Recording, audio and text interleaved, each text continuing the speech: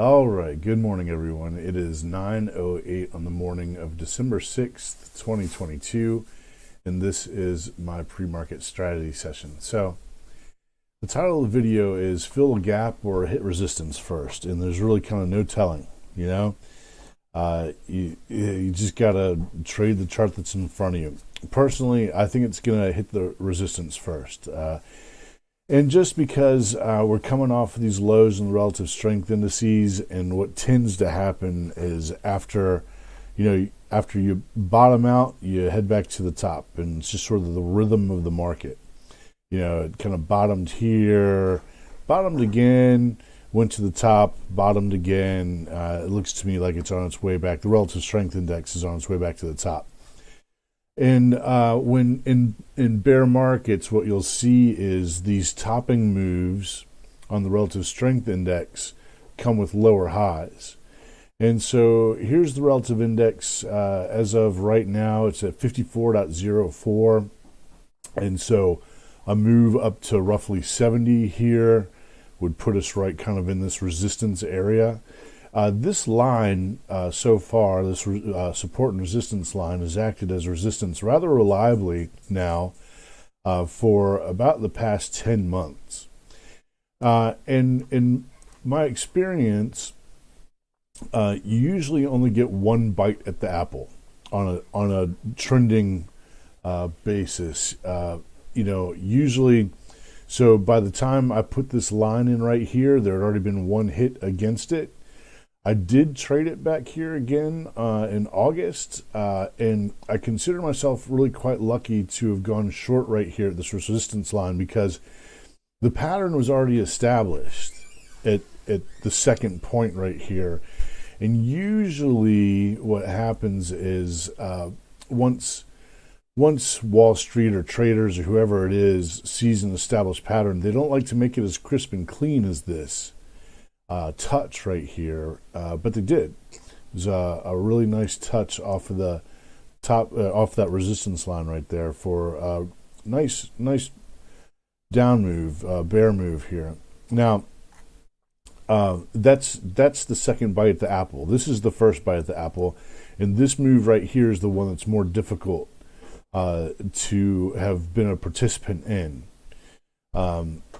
The next move after that was this right here. That's a nice bear flag right there. I got a piece of that action too. So basically, what's happening here is there's a gap down here that needs to be repaired in a technical sense of technical analysis. This is a gap between the 9th and 10th of November that hasn't been backfilled yet. And so eventually at some point it will come back and fill that technical gap right there in price action. So what we have going on at the moment is a little bit of a bear flag formation here. And so we've got this formation. And typically when things exit a flag in the direction that they entered the flag. So if you consider price entered the flag from the bottom side, the next move up or the next move to resolve this pattern is to the upside. It's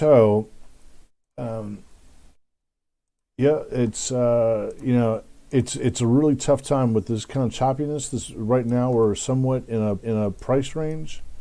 You can see here we've got sort of this price range and this price range. So things could remain kind of tight here all the way into January. The trading range could remain kind of tight all the way into that point. So it's buy low, sell high. It's kind of always the way things work. So exactly how I'm going to trade, it's going to be with my relative strength indices. I'm using the RSI trade that I like a lot, and that is on a 1 minute and 10 minute basis. And the trades tend to be pretty short, like within an hour or two I'll take profits. Not really letting anything. I'm not looking for any big moves right now. Any sustained moves to the upside or the downside right now. I think we're somewhat in a holding pattern, probably into the middle of the month. Let's see here. Probably, let's see. We've got the expiration on the 16th, and so probably after the 16th is when we'll start seeing some pretty big moves on. Let me put in a line. We'll see some big moves on the indices. So Wednesday, Friday the 16th. So actually, let's move this over to Monday the 19th. On Monday the 19th, I anticipate there being, let me get this right, pretty decent up move after that point. And so between now and then, if it fills the bottom of this gap and gets support right there, it's going to be very bullish. If it bounces off the top of the gap and gets support there, it's only going to be, I think, up until this resistance point that we'll see. But I mean, it's not bad. I mean, from, let's see here, 275 up to roughly 300. I mean, that would be a pretty good move. I think it'll be a much stronger move from support down here at 267. So, okay, I mean, that's kind of what I'm watching. The VIX is acting like it wants to break down lower.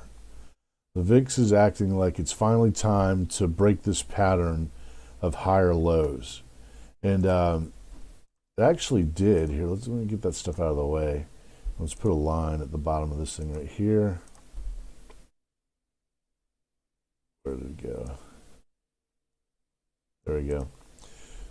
So the VIX actually did break down for a short amount of time below this previous low. So in technical terms, okay. So that's my son Henry. So in technical terms, we ought to be now looking for new lower lows. So January, February, or December, January, February, and March tend to be a bullish period in the stock market. And so it would just kind of, it would be fitting to see some higher prices here just in order to set us up for the next leg down, really. Here's the inversion again. Here's the 10-year, 2-year inversion. Made a new all-time low. Let's see here.